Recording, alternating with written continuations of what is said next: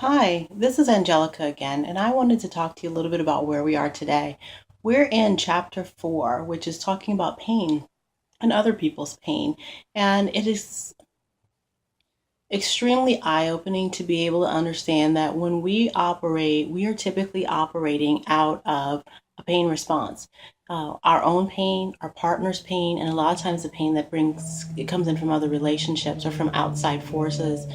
It's very important for us to understand in our relationships the pain that the other person is suffering. And that means for us to be empathetic and sympathetic in the relationship and really take the time to stop and understand where it is that our partner is coming from in their pain response. Pain responses typically show up as us being victims. When we show up as a victim, we're showing up as a lot of the really grungy behaviors that are out there. We're showing up as depressed, as angry, as vindictive, as self righteous, as pious, as judgmental, as angry. Um, you name it, whatever you put on your list of your grungy behaviors and any words that apply to it, because there's always a word that goes with that, those are pain responses. And when our partner is in the midst of a pain response, there's been a trigger, an emotional trigger or an environmental trigger that has brought them to this point where they understand only the way that they've always understood the problem, the issue, that there is something that they find very uncomfortable about the situation, and it typically comes from a pain that was generated back in their childhood. And when understanding that that really comes from that time frame that's so important, even as parents, as we know, that 0 to 8 time frame, something happened to both yourself and your partner during that time frame from 0 to 8 that contributes to a pain. For example, if they have a parent that left or wasn't present in their life, and we all know our partner's story to a very detailed extent, then we should be able to understand that a lot of their triggers or their responses aren't really about that situation itself. It's about their fear of being rejected or abandoned again. So each time they respond in a manner in which is frustrating for you or negative or just out of character, 9 times out of 10, they're operating out of that fear, that pain. They don't want to experience that pain anymore. And then if you reflect back on yourself, your own pain, which is also in chapter 4, what types of pain triggers do you have? Was there a breakup in a relationship after 0 to 8 that again triggers, isolation, abandonment, judgment, fear of rejection, fear of the unknown?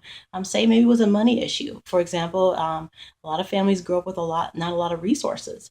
And so it's a scarcity mindset, like a lack of abundance, like there's never going to be enough. And we're always worried about that other shoe falling. And so there could be little triggers around money, safety, security, finances that really fundamentally are the underlying reason why you are responding this way to a particular issue. If we take a moment to stop and understand what is it that I'm really upset about, that few seconds, that 5, 10, 15, 30 seconds, take a deep breath, count to 10 and say, what am I really upset about?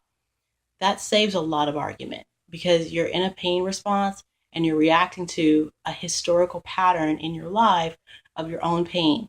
And also now we're responding to our partner's pain because we spent a number of years in a relationship growing together in pain responses. And so this is an opportunity for us in chapter 4 to really break down the pain experiences and then understanding too through our pain experiences, how we're projecting that on other members of our family, particularly our children. So if we do have children in the home or we have other members in our home, a lot of us have extended family, mothers, mother-in-laws, sometimes siblings that live with us. Everyone is experiencing a pain response and there's always a trigger. And so we need to be sensitive to that and make sure that we're creating a space where people are nurtured and supported and they have an opportunity to step into it and say, this is why I'm feeling this way.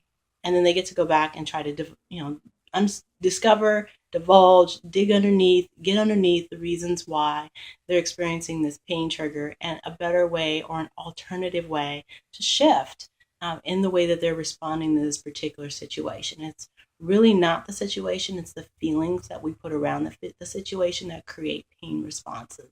So it was a very eye-opening chapter, and I really love the progression that we've made and the dialogue that we've had in this chapter to be able to understand pain and the influence that that pain has had from our childhood into our adulthood.